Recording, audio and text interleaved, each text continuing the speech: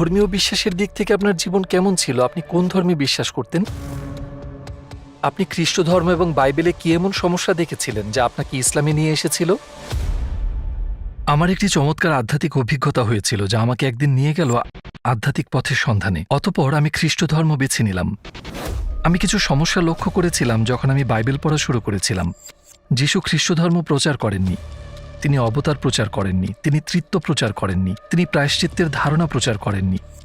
এবং এটি তো কলঙ্কজনক। খ্রিস্টানরা সাধারণত জানেন না তাদের নিজেদের পণ্ডিতরা এই বিষয়ে কি বলছেন।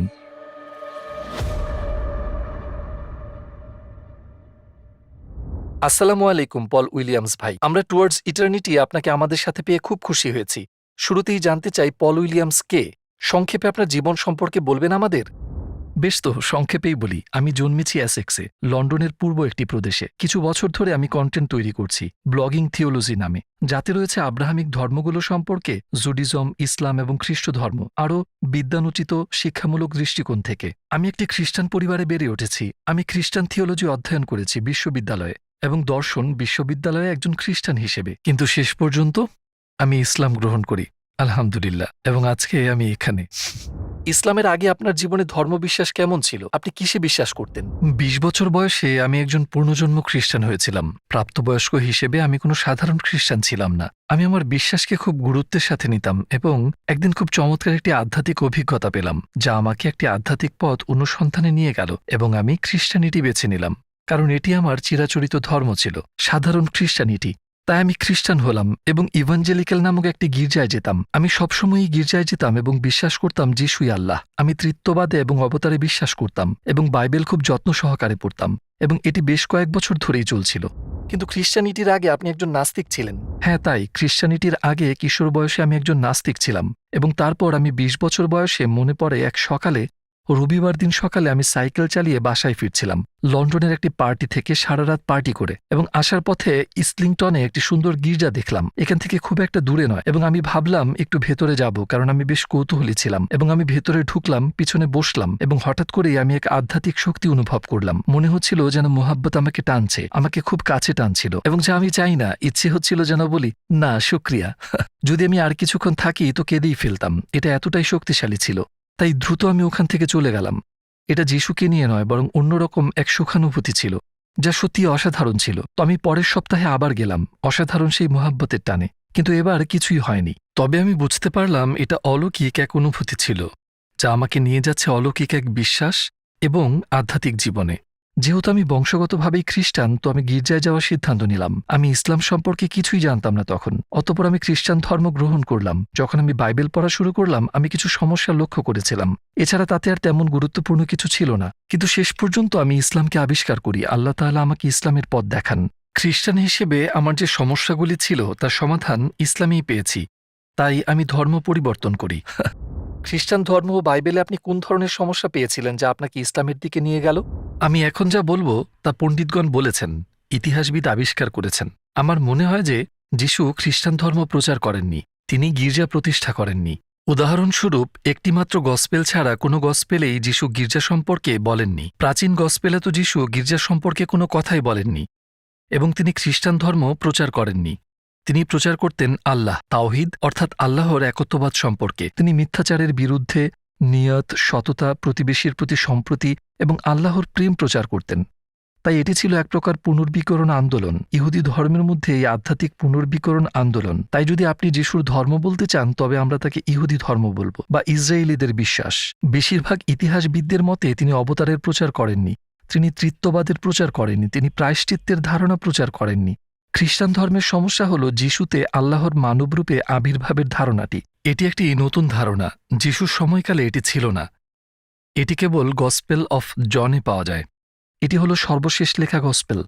প্রাচীন ম্যাথু, মার্ক এবং লুক গসপেলগুলোতে মার্ক সবচেয়ে প্রাচীন, কোনো অবতার নেই, এবং সবচেয়ে কম ঐতিহাসিক গসপেল হল গসপেল অফ জন। গসপেলের কেবল একটি স্থানে যিশু ঘুরিয়ে ফিরিয়ে বলেন, আমি পৃথিবীর আলো, বা আব্রাহামের আগে আমি ছিলাম, বা আমি পুনরুত্থান ও জীবন, বা আমি পৃথিবীর আলো। এইসব আমি বিবৃতিগুলি কেবল একটিমাত্র গসপেলেই পাওয়া যায়, সর্বশেষ জন গসপেলে। আপনি যদি প্রাচীন গসপেলগুলি দেখেন, যিশু কখনোই এভাবে কথা বলেন না। তিনি আল্লাহর কথা বলেন, তিনি তাওবার কথা বলেন। যিশু আল্লাহ নন, অন্য কেউ। তিনি বার্তা নন, আল্লাহই বার্তা। উনি বার্তা বাহক মাত্র। উনি নিশ্চিতভাবে আল্লাহর নবী, কিন্তু উনি আল্লাহ নন। জন বাইবেলে এটা একটু বেশি কঠিন এবং জটিল হয়ে ওঠে। সেখানে যিশু একটি অলৌকিক চরিত্র হিসেবে ফুটে ওঠে। গসপেলের শুরু হয় এভাবে: শুরুতে একটা ওহী ছিল, ওহী আল্লাহর ছিল এবং ওহী আল্লাহ, এবং ওহী দেহ ধারণ করে আমাদের মধ্যে বসবাস করেন, ইত্যাদি ইত্যাদি। এখন এগুলো ছিল অনেক পরের লেখা, এবং যিশু আসলেই যদি এমন আশ্চর্যজনক কথাবার্তা প্রচার করে থাকেন যেমনটা জনে দাবি করা হয়েছে, তবে তা অন্য কেউ কেন রিপোর্ট করেনি? তো আমাদের প্রাচীন গসপেলগুলোতে, উদাহরণস্বরূপ গসপেল অব লুক, সম্পূর্ণ লুক গসপেলে যিশু কখনোই সেভাবে কথা বলেননি। তিনি নিজেকে কখনোই এত বড় করে বলেননি। তিনি আল্লাহর কথা বলেছেন। তিনি কখনোই নিজেকে আল্লাহ দাবি করেননি। তিনি শুধু একজন পয়গম্বর, এবং কখনোই বলেননি যে আমিই পথ, সত্য এবং জীবন। তাই দুঃখজনক বিষয় হলো, অন্য গসপেলের চেয়ে জন গসপেলটি খ্রিস্টানদের দ্বারা প্রচারের জন্য বেশি ব্যবহৃত হয়। উদাহরণস্বরূপ আমেরিকান ধর্মপ্রচারক, যাকে আমি কয়েক বছর আগে লন্ডনে দেখেছিলাম, উনি বলতেন যিশু বলেছেন আমি পৃথিবীর আলো, এবং তার পণ্ডিতরা বলবে না, তিনি সম্ভবত তা বলেননি। সেটি ঐতিহাসিক নয়, এবং এটি একটি কলঙ্কজনক ব্যাপার। খ্রিস্টানরা মূলত জানেনই না যে তাদের নিজেদের পণ্ডিতরা এ সম্পর্কে কি বলছেন। এটি চিন্তার বিষয়, কারণ তারা যদি মিথ্যা গল্পগুলি বিশ্বাস করে, তাহলে এখন আপনি তাদের কিভাবে বিশ্বাস করাবেন যে গসপেলেই রয়েছে মিথ্যা গল্প? তাই এটি আপনার ঈমানকে নাড়া দিতে পারে। এবং যদি যিশু তৃত্বের প্রচার না করেন, যদি তিনি মনে করেন না যে তিনি আল্লাহর অবতার পুত্র, তাহলে একজন খ্রিস্টান হিসেবে আমি এটিকে হুমকি মনে করব। কিন্তু সেটাও সমস্যা ছিল না। সমস্যা ছিল প্রমাণ হিসেবে প্রাচীন ঐতিহাসিক যিশু কিংবা গসপেলগুলোর বিশ্বাসযোগ্যতা। এসবের উপর ভিত্তি করেই আমার ধারণাগুলি, সন্দেহের ভিত্তিতে নয়। কিন্তু প্রমাণটা কি? এবং সেসবের বিশ্বাসযোগ্যতার জন্য বেশিরভাগ প্রমাণই সেখানে নেই, আর সেটাই সমস্যা ছিল। খ্রিস্ট ধর্মে এইসব অসঙ্গতি যখন খুঁজে পেয়েছিলেন, আমি জানতে চাই ইসলাম সম্পর্কে আপনার চিন্তা কি ছিল? আপনার কি কোনো অন্ধবিশ্বাস ছিল? ভালো কথা। আমি একজন খ্রিস্টান হিসেবে আমি প্রচণ্ড ইসলাম বিদ্বেষী ছিলাম। 9/11-এর পর মুসলমানদের প্রতি আরও ভয় জন্মালো, এবং আমি সিদ্ধান্ত নিলাম যে আমি নিজে ইসলাম সম্পর্কে সত্য জানার চেষ্টা করব। প্রকৃতপক্ষে মুসলমানদের সাথে কথা বলি। আমি কোনো মুসলমানকে চিনতাম না, তাই আমি আমার স্থানীয় মসজিদে গিয়েছিলাম, রিজেন্টস পার্ক মসজিদে, এবং সেখানে মুসলমানদের সাথে কথা বলি। ইংরেজিতে আমি কুরআন পড়েছি, এবং আমি প্রকৃত ইসলাম আবিষ্কার করি। এবং আমাকে হঠাৎ অবাক করে দেয় সেটি, কারণ এটি আল্লাহর সম্পর্কে বোঝার সত্যিকারের পথ উন্মোচন করে, যা আমার খ্রিস্টান ধর্মে ছিল না। আমি জানতাম না যে অন্য বিকল্প ছিল। আমি জানতাম না যে ইসলামেও যিশু এবং তার মাকে উচ্চ মর্যাদায় রাখা হয়েছে। কোরআনের একটি সম্পূর্ণ অধ্যায়ই মারিয়ামের নামে, যা ইংরেজিতে ম্যারি। তো এই ধরুন, এটাই ছিল আমার উত্তর। ইসলামে আপনি আর কি উত্তর পেয়েছেন যা আপনি খ্রিস্ট ধর্মে খুঁজে পাননি? আর একটু বিস্তারিত বলবেন আমাদেরকে? কিছু গভীর প্রশ্নের উত্তর যা এখনও খ্রিস্টান ধর্মতত্ত্ববিদদের এবং উচ্চ পর্যায়ের বিশপদের বিভ্রান্ত করে। উদাহরণস্বরূপ, পৃথিবীতে দুঃখ কষ্টের সমস্যা, মন্দের সমস্যা। খ্রিস্টানরা মূলত এই ধারণা রাখে যে ঈশ্বর খুবই প্রেমময়। আপনি ভাবলেন, তাহলে মানুষ ক্যান্সারে মারা যাচ্ছে কেন? ভূমিকম্প সম্পর্কে কি বলবেন? এ বিষয়ে আমি আসলে ক্যান্টারবেরির আচার্য বিশপ জাস্টিন ওয়েলবির কথা শুনেছি, এবং তার কাছে কোনো উত্তর নেই। এটি হতাশাজনক। আমি মনে করি যদি কোরআন থেকে এর উত্তর তারা নেয়, তবে আমি একটু মাইন্ড করব না। মানে শুধু ইসলামে এই প্রশ্নগুলির উত্তর আছে, প্রকৃত উত্তর যা আমাদের জীবনের সাথে, পৃথিবী এবং আল্লাহর চরিত্রের সাথে সম্পর্কিত। এবং জীবন হলো একটি পরীক্ষা এবং পরীক্ষণ, এবং পরকালের পুরস্কার, সকল কিছুর সমাধান। কিন্তু খ্রিস্টানরা এইসব উপাদান ব্যবহার করে না। তবে আমি মাইন্ড করতাম না তারা যদি এটা ধার নিত, বুঝলেন? কিন্তু ইসলামে অন্যান্য সমস্যাগুলোর উত্তরও রয়েছে, যেমন যিশু কে। পশ্চিমা পণ্ডিতদের মতে যিশু কে ছিলেন? তিনি ভেবেছিলেন তিনি একজন নবী। ঠিক আছে, এটি কোরআনে শিক্ষা দেয়। আর কি? তিনি ভেবেছিলেন তিনি মসিহ। কোরআন এটি শিক্ষা দেয়। তিনি ভাবেননি তিনি ঈশ্বর। কোরআন এটিও শিক্ষা দেয়। তিনি তৃত্ববাদ শিক্ষা দেননি, তিনি অবতার শিক্ষা দেননি, তিনি এসব শিক্ষা দেননি, তিনি গির্জা প্রতিষ্ঠা করেননি। মূলত ইতিহাসবিদদের মতামত অনুযায়ী, এবং মুসলমানরা বিশ্বাস করেন না যে তিনি ক্যাথলিক গির্জা প্রতিষ্ঠা করেছিলেন। তো কোরআন যিশু সম্পর্কে যা বলছে এবং পশ্চিমা পণ্ডিতদের নতুন গবেষণা যা বলছে যিশু সম্পর্কে, তার মধ্যে অবিশ্বাস্য মিল রয়েছে। এবং আমি মনে করি এটাও কোরআনের একটা মিরাকেল, যা নিয়ে খুব একটা আলোচনা হয় না। অবশ্যই কোরআনের অনেক মিরাকেল নিয়ে আলোচনা হয়, সেগুলো তো আছেই। আমার জন্য এটিও একটি। খ্রিস্ট ধর্মের মূল বিশ্বাসকে খণ্ডন করার জন্য আপনি আর কোনো প্রমাণ দিতে পারেন? প্রথমে প্রায়শ্চিত্তের বিষয়টি মোকাবেলা করা যাক, এবং আমি খ্রিস্টানদের থেকে জানা একটি সংস্করণ উপস্থাপন করছি। অনেক খ্রিস্টান আপনাকে বলবে যিশু ছিলেন আল্লাহ, ঠিক আছে, এবং তিনি আপনার পাপের জন্য মারা গেছেন। আমি ভাবি ভালো কথা। তো আপনি বলছেন আল্লাহ আমার পাপের জন্য মারা গেছেন, কিন্তু আমার তাতে প্রবলেম আছে। বাইবেল অনুসারে বলা হয় ঈশ্বর অমর, এবং তবুও আপনি বিশ্বাস করেন যে যিশু আমার পাপের জন্য মারা গেছেন। তারা বলে আচ্ছা আচ্ছা আচ্ছা, ওকে, ঠিক আছে, আল্লাহ মারা যাননি, কিন্তু তার মানব সত্তাটি মারা গেছে। মানব যিশু আপনার পাপের জন্য মারা গেছেন। এটাও মজার বিষয়। তাহলে আপনি আমাকে বলছেন যে আপনি মানব বলিদানে বিশ্বাস করেন, এবং তাদের মতে সেটাই হচ্ছে আল্লাহর সাথে পুনর্মিলনের পথ, এটিই প্রায়শ্চিত্ত। না, এটা আসলে মানব বলিদান নয়। কিন্তু এটাই কারণ যিশু ছিলেন একজন মানুষ, তিনি ছিলেন আপনার পাপের জন্য বলি। সেটা আপনি এইমাত্র বলেছেন। যিশু মানব বলিদানের প্রচার করেননি, তিনি একজন দয়ালু এবং প্রেমময় আল্লাহর প্রচার করেছেন। তাই এটাই একটা সমস্যা। অপর একটি সমস্যা হলো তৃত্বের সমস্যা। এখানে দুটি সমস্যা আছে। প্রথমত, যিশু কখনো এটা শেখাননি, তার শিষ্যরা এটি বিশ্বাস করেননি। এটা আমার জন্য বড় একটা সমস্যা। দ্বিতীয়ত, তারা বলে যে আল্লাহ এক, কিন্তু পিতা আল্লাহ, পুত্র আল্লাহ এবং পবিত্র আত্মাও আল্লাহ। কিন্তু এখানে আছে তিনটি, কিন্তু তারা এক। এবং আমি বলছি অপেক্ষা করো, অপেক্ষা করো, পেছনে যাও। তাহলে পিতা কিভাবে পূর্ণ আল্লাহ হতে পারে, পুত্র পূর্ণ আল্লাহ এবং পবিত্র আত্মা পূর্ণ আল্লাহ হতে পারে, কিন্তু তবুও এক আল্লাহ থাকবে কিভাবে? আপনি সবেমাত্র বলেছেন যে তিনটি আল্লাহ আছে। ধীরে ধীরে তৃত্ব ধারণার বিকাশ হয়েছিল কয়েক শতাব্দী ধরে। তাই প্রথমে ধারণা ছিল যে আল্লাহ আছে, আল্লাহ পিতা, এবং তারপর সমস্যা ছিল আল্লাহর সাথে যিশুর সম্পর্ক কি। এবং বিশেষ করে দ্বিতীয় শতাব্দীতে ধারণা করা হয়েছিল যে যিশু এবং আল্লাহ কোনো না কোনোভাবে সম্পর্কে ছিলেন। আল্লাহ আল্লাহই ছিলেন, কিন্তু কোনো না কোনোভাবে যিশুও আল্লাহই ছিলেন। কিন্তু এটা আসলে তৃতীয় শতাব্দীতে হয়েছিল, তুরস্কের নিকাইয়া কাউন্সিলে। শুধুমাত্র নিকাইয়া কাউন্সিলে আনুষ্ঠানিকভাবে সম্রাট কনস্টান্টাইনের অধীনে বিশপরা সিদ্ধান্ত নিয়েছিলেন যে পুত্র এবং পিতা সমান ছিলেন। তারা তাদের একই পদার্থ ছিল, অথবা গ্রিকে হোমোউসিয়ন। হোমো মানে একই এবং উসিয়া মানে পদার্থ। তাই পুত্র এবং পিতা একই পদার্থ ছিলেন। অর্থাৎ এভাবেই যিশু ছিলেন আল্লাহ। মানুষ প্রায়ই বলে নিকাইয়া তৃত্ব সম্পর্কে ছিল, তা ছিল না। নিকাইয়া কাউন্সিল তৃত্ব উল্লেখ করেনি, তারপরে চ্যালকিডন কাউন্সিলে এবং কনস্টান্টিনোপল কাউন্সিলে এসেছিল। নিকাইয়াতে তারা কথা বলেছিল পুত্র এবং পিতার সম্পর্ক নিয়ে, এবং বাইবেলে ছিল একমাত্র তৃত্ব সম্পর্কিত আয়াত। কারণ ছিল একটাই, এটি ভুল ছিল। এটি পরে যোগ করা হয়েছিল এবং আমরা জানি এটি হলো 1 জন 5 থেকে 7। যদি আপনি আপনার আধুনিক বাইবেলগুলিতে দেখেন, অধিকাংশ আধুনিক বাইবেলে এখন এটি বাদ দেয়া হয়েছে। কিন্তু এটি বলে 3টি আছে যারা সাক্ষী দেয় স্বর্গে, পিতা, বাক্য এবং আত্মা, অর্থাৎ পিতা, পুত্র এবং পবিত্র আত্মা। কিন্তু এটি একটি তৈরি আয়াত যা সবাই এখন একমত, শুধুমাত্র মৌলবাদীরা বাদে, যা বাইবেলে যোগ করা হয়েছিল। আপনি যদি তৃত্ববাদের এই আয়াতটি সরিয়ে নেন, যা সব পণ্ডিতরাই করে, তাহলে বাইবেলে তৃত্ববাদ সম্পর্কে কিছুই নেই। আপনি বলেছেন যে গসপেল লেখকরা হলেন ম্যাথু, মার্ক, লুক এবং জন। তারা কারা? এই লোকদের সম্পর্কে কোনো ঐতিহাসিক রেকর্ড আছে কি, নাকি তারা অজ্ঞাতনামা? আপনি ঠিক বলেছেন। যেমন 4টি গসপেল অজ্ঞাতনামা। উদাহরণস্বরূপ মেথু গসপেলের কথাই ধরুন। নতুন নিয়মের প্রধান উদাহরণ, নতুন নিয়মের প্রথম বই। এটি কখনোই বলে না যে এটি কার, কে লিখেছে। আমি যে খ্রিস্টানদের সাথে কথা বলি তারা আমার সাথে একমত নন এই ব্যাপারে। তাই আমি বলি ঠিক আছে, আমি অপেক্ষা করব। আমাকে গসপেলের যে কোনো অংশে দেখান যেখানে লেখকের নাম বলা আছে। হ্যাঁ হ্যাঁ হ্যাঁ, আছে আছে, জন গসপেলে বলা আছে। ঠিক আছে, আমি অপেক্ষা করব। এখানে আপনার বাইবেল দেখান কোথায় বলা আছে। তো আমি অপেক্ষা করি। আমি সাধারণত তাদের 2 মিনিট দিই, কারণ আমার জীবনে করার অনেক কিছু আছে, বুঝলেন। এবং আমি সবসময় জানি, কারণ এটা দাবার একটি খেলা। তারা ফিরে এসে বলবে এবং তারা বিষয় পরিবর্তন করে। তারা শুধু বিষয় পরিবর্তন করে কারণ জনের কোথাও লেখকের নামকরণ করা নেই যে এটি লিখেছেন, এটি সেখানে নেই। কিন্তু তারা বিশ্বাস করে যে এটি আছে, কারণ তাদেরকে এমনটাই বলা হয়েছে। এমন ভিত্তিহীন ধর্মগ্রন্থ ও বিশ্বাস ব্যবস্থা থাকা সত্ত্বেও কেন এত মানুষ এখনও খ্রিস্ট ধর্ম অনুসরণ করে চলেছেন? বেশ তো, এটা সহজ, কারণ তারা জানে না যে এটি একটি প্রবলেম। অনেক খ্রিস্টান শিক্ষিত মানুষ, হয়তো তারা রসায়ন, হিসাবরক্ষণ, মিডিয়া স্টাডিজ ইত্যাদিতে ডিগ্রি নিয়েছেন, বুঝলেন। তারা মোটেও বোকা নয়, মোটেও নয়। কিন্তু গির্জাগুলি যেভাবে তাদেরকে বিশ্বাস শেখায়, তারা তাদের নিজেদের শাস্ত্রের উন্নত বোঝাপড়া শেখায় না তাদেরকে।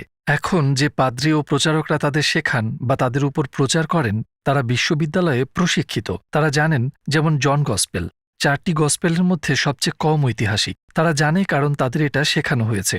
তাহলে সাধারণ মানুষ কেন জানে না? এবং অনেক কারণ দেওয়া হয়েছে।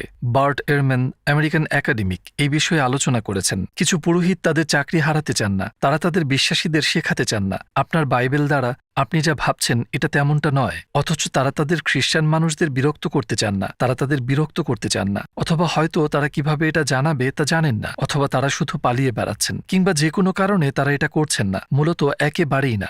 তাই আমার মতে এটা খ্রিস্ট ধর্মের একটা কেলেঙ্কারি। অথবা হয়তো তারা জানে এবং তারা এই ধরনের, যেমন আমি দীর্ঘ সময় একজন খ্রিস্টান হিসেবে ছিলাম, এই ধরনের আপনি বিশ্বাস করেন কিন্তু আপনার বড্ড সন্দেহ আছে এবং আপনি শুধু চলতে থাকেন, যাই হোক, কারণ আর কি করার আছে। যদি খ্রিস্ট ধর্ম সত্য না হয়, তাহলে কেন কিছু খ্রিস্টান শান্তি পায় যখন তারা তাদের বিশ্বাস নিয়ে আরো গভীরে যায়? খ্রিস্ট ধর্ম প্রধানত সত্য। আমি কি বোঝাতে পারছি, কি বোঝাতে চাচ্ছি? আমি বোঝাতে চাচ্ছি খ্রিস্টানরা এক আল্লাহতে বিশ্বাস করে। আমি জানি আমরা তৃত্ব সম্পর্কে কথা বলছি, কিন্তু তারা ভাবে তারা এক আল্লাহতে বিশ্বাস করে। তারা বিশ্বাস করে ফেরেশতা ও বিচার দিনে, আল্লাহ আকাশ ও পৃথিবীর সৃষ্টিকর্তা, আল্লাহ মুসা এবং সমস্ত নবীদের পাঠিয়েছেন, ইত্যাদি ইত্যাদি। এটা হলো যেন একটি হিমবাহ, বুঝলেন। বুঝলেন, জলরেখার নিচে একটি বিশাল বিষয় আছে যা তারা বিশ্বাস করে, যা আমরা মুসলমানরাও বিশ্বাস করি। এটা শুধুমাত্র উপরের অংশ, আমি বোঝাচ্ছি এটা ছোট অংশ নয়, এটা গুরুত্বপূর্ণ অংশ। তৃত্ব, অবতার এবং প্রায়শ্চিত্ত সম্পর্কে যা আমরা একমত নই। তাই খ্রিস্ট ধর্ম মূলত সম্পূর্ণ মিথ্যা নয়, তো এটা তার চেয়েও বেশি জটিল। আমি মনে করি অনেক খ্রিস্টান যখন আল্লাহর কাছে প্রার্থনা করে তারা কেবল পিতার কাছেই প্রার্থনা করে। অনেক খ্রিস্টানকে বলতে শুনেছি তারা যিশু সম্পর্কে নিশ্চিত নয়। তারা আনুষ্ঠানিকভাবে বিশ্বাস করতে পারে যে তিনি আল্লাহ, কিন্তু ব্যবহারিকভাবে তারা পিতার কাছেই প্রার্থনা করে। তাই তারা কার্যত ইউনিটারিয়ান, যার মানে তারা যিশুর পরিবর্তে ঈশ্বরের একত্বে বিশ্বাস করে। তারা প্রায়ই এমন আচরণ করে যেন তারা অনুশীলনে ইসলামের সাথে বেশি মিলে যায়। আমি মনে করি তাই তাদের অনেকেই শান্তি পায়, কারণ সত্যিই শান্তি আছে।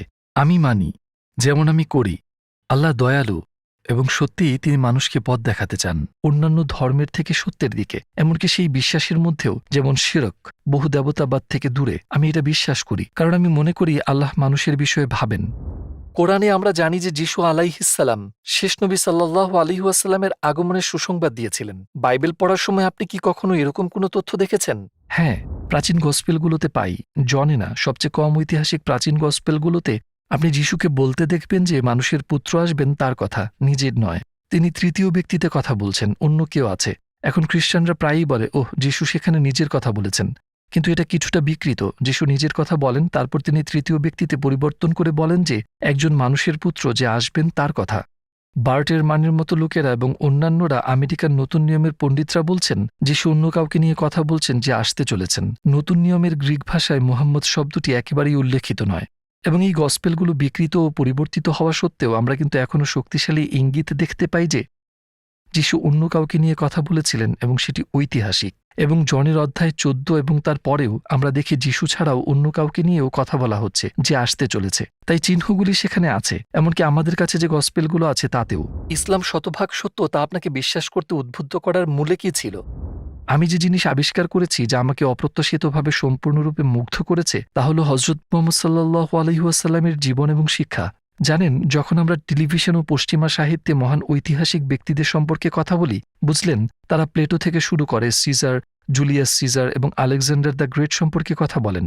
এরপর তারা নেপোলিয়ন বোনাপোর্টে লাফ দেন। তারা কখনো নবীজির কথা উল্লেখ করে না, তারা কখনোই উল্লেখ করে না। এবং আমি ভাবছি এটা অসাধারণ। তিনি একই অঞ্চল থেকে আসেন যেখান থেকে যিশু এসেছিলেন, যেখান থেকে মুসা এসেছিলেন, এবং তাকে উপেক্ষা করা হয়। এবং যদি আপনি তার সিরা, তার জীবনী, যা ভালোভাবে প্রমাণিত, এটি মিথ্যা নয়। আমরা জানি তার অস্তিত্ব সত্যিই ছিল সবচেয়ে অসাধারণ মানব জীবন। এই মানুষের শিক্ষাটি আমি গসপেলে যা পড়েছি তার সাথে খুব পরিচিত মনে হয়েছে। যেমন লুকে বা ম্যাথিউতে গসপেলে অনেক সত্য বিষয় আছে এবং আমি মনে করি এখনও আছে। তাই যখন আমি মুহাম্মদ সাল্লাল্লাহু আলাইহি ওয়াসাল্লামের শিক্ষাটি দেখলাম, আমি একটি প্রামাণিক আধ্যাত্মিক শিক্ষকের চিহ্নগুলি চিনতে পেরেছিলাম এবং সেটিই ছিল আমার ইসলাম গ্রহণের কারণ। কারণ আমি যিশু এবং মুহাম্মদ সাল্লাল্লাহু আলাইহি ওয়াসাল্লামের মধ্যে একটা সংযোগ দেখেছি। যদি যিশু একজন নবী হয়ে থাকেন তবে মুহাম্মদও ছিলেন। যদি মুসা একজন নবী হয়ে থাকেন নিশ্চিতভাবেই মুহাম্মদও নবী ছিলেন। কারণ তারা একই, তারা পরিবর্তনযোগ্য, তারা উভয়ই জাতির প্রধান, তারা ছিলেন সেনাপতি, তারা দুজনেই ছিলেন আইন প্রণেতা, ছিলেন আধ্যাত্মিক গাইড, তারা ছিলেন পিতা। পার্থক্য হল মুসাকে ইসরায়েলের জন্য পাঠিয়েছিলেন এবং মুহাম্মদ সাল্লাল্লাহু আলাইহি ওয়াসাল্লামকে পাঠিয়েছিলেন সমগ্র মানব জাতির জন্য। আমাদের নবী সম্পর্কে কোন বিষয়টি আপনাকে সবচেয়ে বেশি মুগ্ধ করেছে?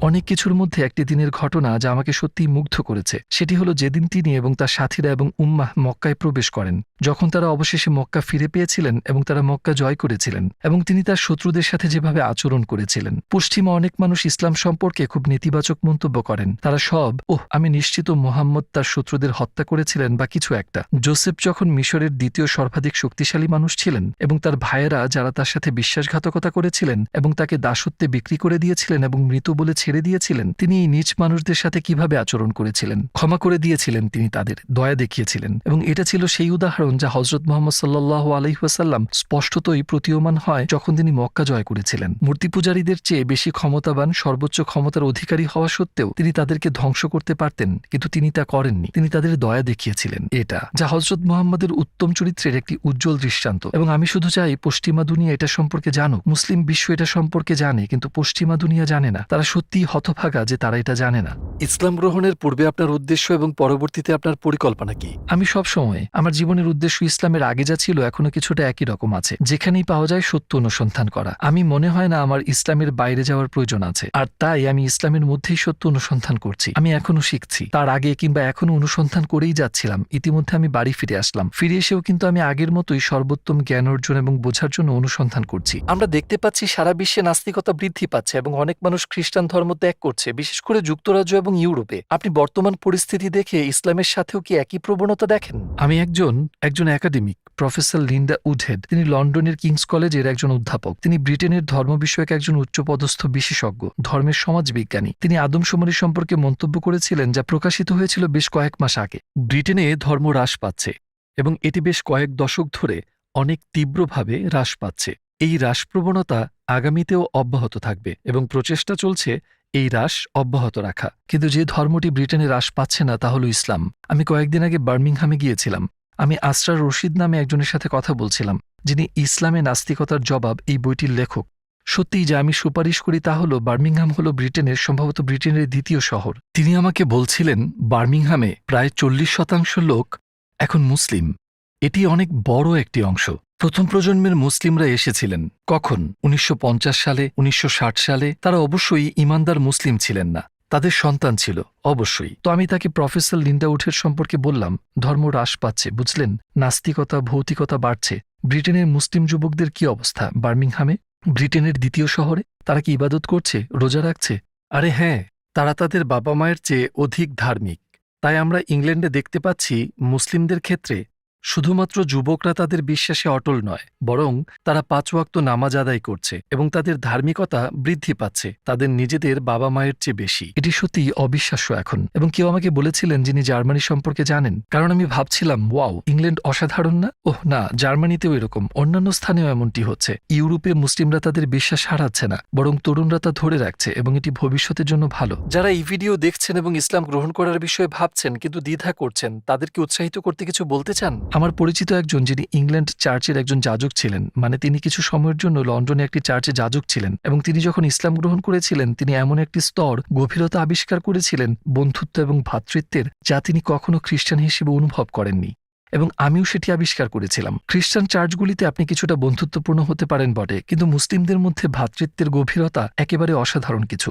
বুঝলেন, আপনি নিজে একা থাকবেন না যদি আপনি ইসলাম গ্রহণ করেন, তবে আপনি পাবেন মূলত একটি বিশ্বব্যাপী পরিবার। তাছাড়াও আপনি জানেন ইসলাম কি অফার করে? আমাদের সাথে আল্লাহর সংযোগ ও সম্পর্কের সুযোগ সৃষ্টি করেছে, এবং এটাই যে আমাদের পৃথিবীতে থাকার একটি উদ্দেশ্য আছে। আমরা শুধুমাত্র ভৌতিক সামগ্রী অর্জন করার জন্য এখানে নেই। ব্রিটেনে এবং আমেরিকায় আমরা খুব ভৌতিকবাদী, যা সত্যিকারের গুরুত্বপূর্ণ তার দিকে আমরা ফোকাস করি না। একজন লোক আছেন, তিনি মূলত উদ্যোক্তাদের, ব্যবসায়ীদের প্রশিক্ষক। তিনি মুসলিম নন। তার একটি লিঙ্কড ইন পোস্ট আছে যা তিনি গতকাল প্রকাশ করেছেন।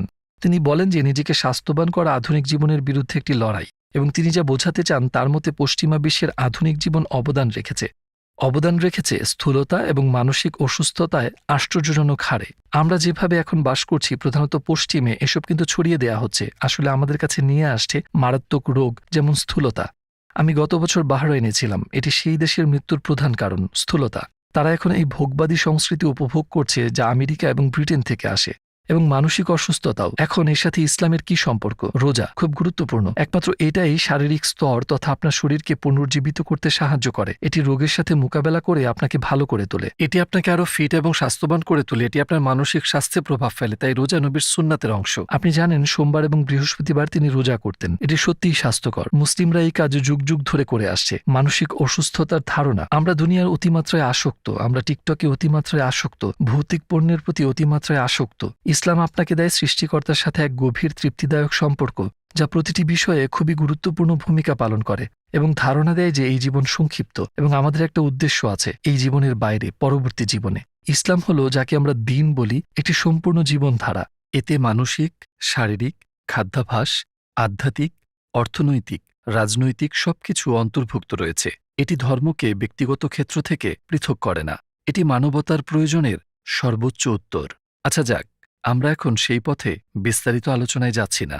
ইসলাম সম্পর্কে জানতে চাওয়া কাউকে আপনি কিভাবে গবেষণা করার পরামর্শ দেবেন? গুগলে ইসলাম কি লেখা যথেষ্ট কি? আমি গুগল ব্যবহার করার পরামর্শ দিই না, কারণ তাতে আপনি কিছু ভালো ফলাফল পেতে পারেন, কিন্তু আপনি অনেক খারাপ ফলাফলও পাবেন। এবং আপনি কিভাবে জানবেন কোনটি ভালো ফলাফল আর কোনটি খারাপ ফলাফল, যদি আপনি বিষয়টা সম্পর্কে অজ্ঞ থাকেন? এই নির্দিষ্ট বইটি, অনেক বই আছে, আমি পরামর্শ দিতে পারি, তবে এটি বেস্ট।